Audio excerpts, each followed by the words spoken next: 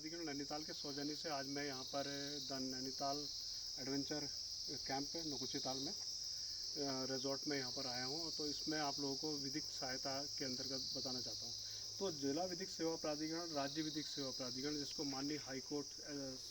Salsa कहते हैं, state legal service authority के अंतर्गत समाज में ऐसे व्यक्ति जिनकी 3 लाख रुपए से कम की आय होती है, जो SC ST के अंतर्गत आ गए, कोई बुजुर्ग व्यक्ति हो गए, कोई महिलाएं हैं, कोई इस तरीके का कोई भी है, तो उनको मुफ्त विधिक सहायता दी जाती है। अगर उनको कोई भी ऐसी कानूनी रूप से कोई प्रॉब्लम आती है उनके किसी भी क्षेत्र में अलग अलग, तो उसके लिए हम लोग ये अलग अलग अवेयरनेस कैंप लगाते हैं। तो मैं PLB लीगल एडवाइज़र भीमताल से नवाब खान यहाँ से आज आया हूँ। माननीय GM सर श्री ब्रोजो सर के साथ इनका हार्दिक रूप से अभिनंदन करता हूँ और समस्त स्टाफ का भी प्रशंसा करता हूँ कि इसमें आपको कोई भी ऐसी दिक्कत आती है, जैसे आप श्रमिक हैं, श्रमिक रूप में आप में कोई दिक्कत आती है, यहाँ पर आप काम कर रहे हैं, किसी स्टाफ में काम कर रहे हैं, तो कभी ऐसा होता है, हमारे यहाँ पहाड़ में तो इस तरह की घटनाएं नहीं होती, लेकिन बहुत जगह ऐसी होती है, वहाँ पर ऐसा ठेकेदार उनका पैसा मार देता है या कोई उनका शोषण करता है या कुछ कहते, तो उनको उनके ऊपर भी एक उनके कानूनी अधिकार होते हैं। या एक चीज़ होती है पॉस अधिनियम बोलते हैं जिसको प्रोटेक्शन ऑफ सेक्सुअल हैरेसमेंट करते हैं, जिसमें भी किसी भी संस्था, जो प्राइवेट संस्था हो या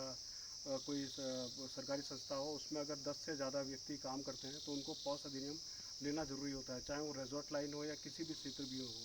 तो उसमें एक अगर महिलाएं उसमें अगर होना ज़रूरी है, तो उसमें एक LCC कमेटी होती है और एक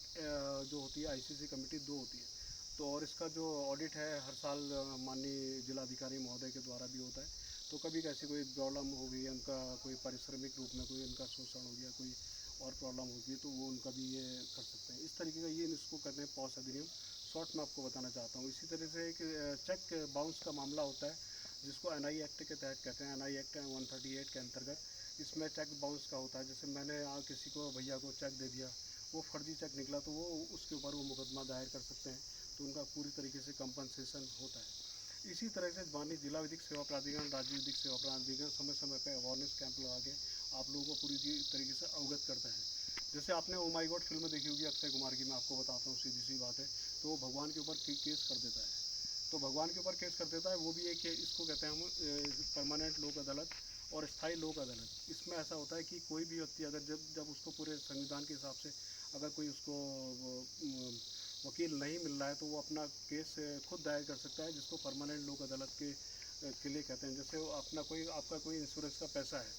या कोई सैनिटरी संबंधित है, माना कोई सफाई कर आपका है, इतना हो गया, विद्युत का हो गया, इलेक्ट्रिसिटी संबंधित हो गया, या आपका जल मूल्य आ गया कहीं बहुत ज़्यादा आ गया, उसमें भी आप लोग स्थायी लोक अदालत में अपना केस दायर करके इस मामले को सॉर्ट आउट कर सकते हैं। उसमें फटाफट इसके होते हैं। तो ये मैं आपको शॉर्ट में 2-4 चीज़ें और बताता हूँ, करके जिला विधिक सेवा प्राधिकरण, राज्य विधिक सेवा प्राधिकरण के द्वारा समय पर अलग अलग राष्ट्रीय लोक अदालत लगती है। लोक अदालत में भी केसों का निस्तारण किया जाता है। मेरी कैप में लिखा है न्याय सबके लिए। न्याय सबके लिए मैं जो है, कोई भी ऐसे व्यक्ति जो संविधान के द्वारा, चाहे वो छोटा बड़ा, कोई छोटी जात बड़ी जात या कोई भी इस तरीके का होता है, सब सामान्य रूप से कार्य करते हैं, सब समान रहें। कभी उनका कोई एक्सप्लॉयटेशन या कोई ऐसी दिक्कत आती है, तो उसमें भी आप माननीय जिला विधिक सेवा प्राधिकरण, राज्य विधिक सेवा प्राधिकरण की